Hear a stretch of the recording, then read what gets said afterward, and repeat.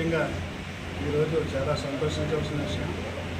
గతంలో ఈ వైఎస్ఆర్ ప్రభుత్వం చేస్తున్న అవినీతి అక్రమాలను అరికట్టాలి, చీకటి రాజ్యం పోయి వెలుగులో రామరాజ్యం రావాలి అనే ఒక సంకల్పంతో ఆంధ్రప్రదేశ్ రాష్ట్ర ప్రజలందరూ కూడా గౌరవ శ్రీ నారా చంద్రబాబు నాయుడు గారు, అలాగే పవన్ కళ్యాణ్ గారు, మోడీ గారి నాయకత్వం మీద నమ్మకంతో అత్యధిక మెజార్టీ ఇచ్చి గెలిపించడం జరిగింది.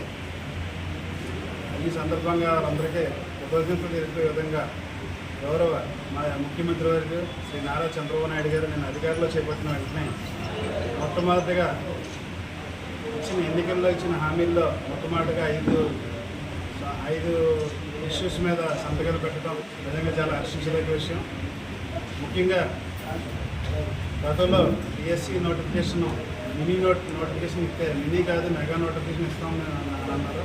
దాని మీద మొదటి సంతంగా డిఎస్సి మెగా నోటిఫికేషన్ ఇవ్వడం జరిగింది. 16,340 పోస్టులకి నోటిఫికేషన్ ఇవ్వడం జరిగింది.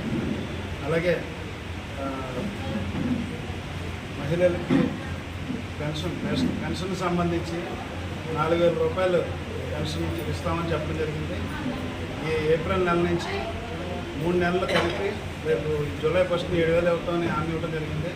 దాని మీద 2వ సంతకం పెట్టి వాళ్ళందరికీ కూడా చెప్పడం జరిగింది. అలాగే ల్యాండ్ టైటిలింగ్ యాక్ట్ అని పెట్టి పేదల తాలూకు భూములన్నీ కూడా ఇబ్బందులకు గురి చేసే విధంగా ఆ ప్రభుత్వం తీసుకున్న నిర్ణయాన్ని రద్దు చేసి ల్యాండ్ టైటిలింగ్ యాక్ట్ని రద్దుపరచడానికి 3వ సంతకం పెట్టడం జరిగింది. అలాగే అన్న క్యాంటీన్లు పేదవాడికి పట్టిన అన్నం పెట్టాలని ఆ రోజు మన స్వర్గీయ శ్రీ నందమూరి తారక రామారావు గారి పేరుతోటి అన్న క్యాంటీన్లు ఏర్పాటు చేస్తే ఈ వైఎస్ఆర్ ప్రభుత్వం వచ్చిన తర్వాత వాటిని పూర్తిగా తొలగించి ఆ అన్న క్యాంటీన్లో అనేక అసంఖ్యాక కార్యక్రమాలు చేయడానికి వాళ్ళు వాడటం జరిగింది.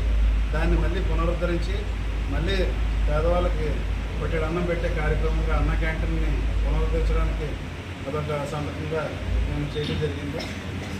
అలాగే స్కిల్ సెన్సెస్ అంటే ఆ రోజు చెప్పడం జరిగింది, విద్యార్థుల్లో నైపుణ్యాన్ని పెంపొందించే విధంగా వాళ్ళని కార్యక్రమాలు చేసి వాళ్ళకి ఎవరైతే వాళ్ళ అభిరుచి తగిన విధంగా స్కిల్ డెవలప్మెంట్ చేసి వాళ్ళకి ఉపాధి కల్పించే విధంగా చేస్తామని చెప్పి ఆ రోజు పవన్ కళ్యాణ్ గారు కానీ, చంద్రబాబు నాయుడు గారు కానీ, బీజేపీ 3 కలిపి కూటమిగా ఏర్పడేటప్పుడు ఇచ్చిన కార్యక్రమాల్లో ఈ నిన్న 5 కార్యక్రమాలకి తొలి సంతకంగా పెట్టి చేయడానికి చేసినందుకు వారికి మా అందరి తరఫున కూడా ప్రత్యేకమైన ధన్యవాదాలు, కృతజ్ఞతలు తెలియపరుస్తున్నాం.